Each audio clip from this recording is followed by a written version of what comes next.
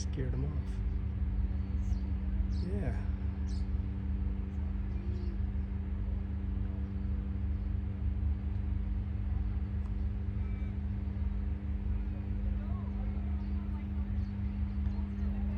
Just scare this guy.